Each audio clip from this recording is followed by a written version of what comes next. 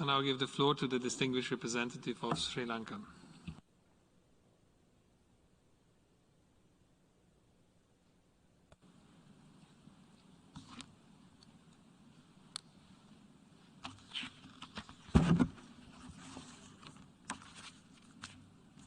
Mr. President, Excellencies, thank you for convening this assembly to reflect on the report of the Secretary General on the work of the organization. My delegation also thanks the Secretary General for presenting his priorities today for the year 2022. As the Secretary General states, the global health, social, economic and human rights crises triggered by the pandemic have underscored the importance of multilateral cooperation and tested it to the limit. However, underlying all these challenges are lingering questions of the nature of global health security today.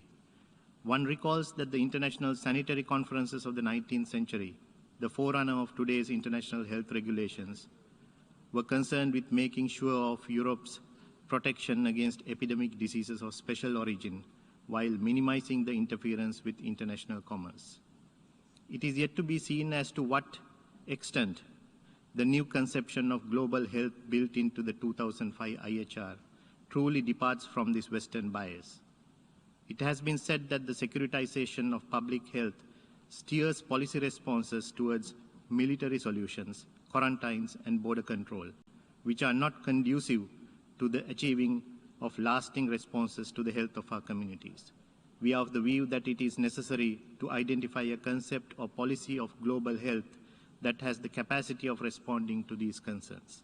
In this context, Sri Lanka commends the leadership of the Secretary General in navigating the UN through these difficult times. UN efforts have been central to the pandemic response by assisting over 160 countries in tackling health, humanitarian, social, and economic impacts, especially through creating and operationalizing the Access to COVID-19 Tools Accelerator and its COVAX facility, through which Sri Lanka has benefited in administering vaccines to our people. Vaccine equity is the key to overcoming this evolving pandemic. As we have repeatedly heard in this August Assembly, no one is safe until everyone is safe. A recently suggested approach is to integrate better a concept of medical humanitarianism in the overall scheme of global health security. Mr. President, the pandemic has had devastating effects on our hard-won developmental goals, setting back significantly the SDG agenda of countries. Promotion of sustained economic growth and development should be at the core of our efforts through increased partnerships and cooperation on the global agendas, including, among others, the 2030 Agenda, the Paris Agreement, and the Addis Ababa Action Agenda. The development pillar needs to be allocated with sufficient resources through the UN regular budget, without any caveat. It is also crucial to scale up efforts in financing for development, and in this regard, the initiatives by the Secretary General are noteworthy. It is also significant to consider the multifaceted challenges faced by the developing economies. The specific challenges of each country needs to be considered, and resources made available in designing recovery efforts, especially of the sectors that have been hardest hit, such as tourism.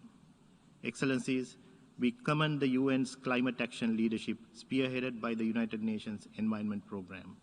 As we recover from the pandemic, we need to recover cleaner and greener. We hope that the UN would continue the momentum generated by COP26.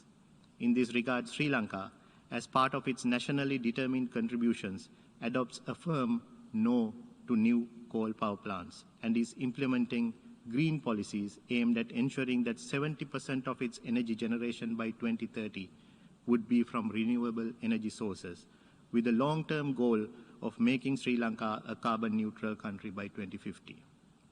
It must be appreciated that in assessing whether climate change has security implications, we must look at the nature of the impacts. Climate change, Mr. President, has had serious impact on lives and livelihoods. We are all familiar with the list of consequences.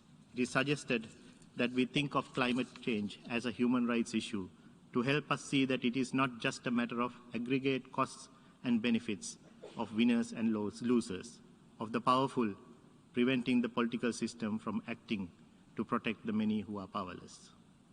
Mr. President, Sri Lanka also takes note with appreciation the expertise and technical assistance provided at the regional level, especially by the UN Economic and Social Commission for Asia and the Pacific in our region.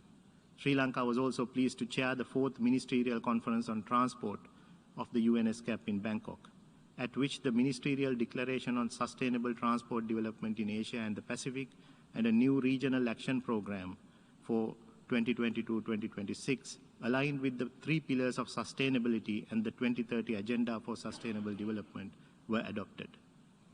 Mr. President, we also appreciate the support extended by the UN through a range of activities in the area of international peace and security, through political, peace building and peacekeeping operations, the Secretary General's call on a global ceasefire, and the Action for Peacekeeping initiative.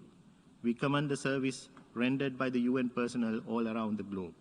Sri Lanka also reaffirms its commitments to international peace and security and stands ready to increase our contingent of peacekeepers in UN peace operations. We are mindful of the fact that in the decades since its creation, peacekeeping has undergone several changes. The traditional form of peacekeeping, where peacekeeping forces consisted of lightly armed troops deployed to serve in a neutral capacity, has today evolved into multidimensional operations, largely as a result of the changing dynamics of conflict from interstate to intrastate. Mr. President, in conclusion, while we assure our fullest support for the work of the organization and look forward to the realization of the objectives outlined by the Secretary General in what will undoubtedly be another challenging year, we must, however, remind ourselves of the critique that the UN was quoting a loss of authority for a multitude of reasons, and that our debates and discussions have been described as something akin to the dialogue of the deaf, perhaps unfairly.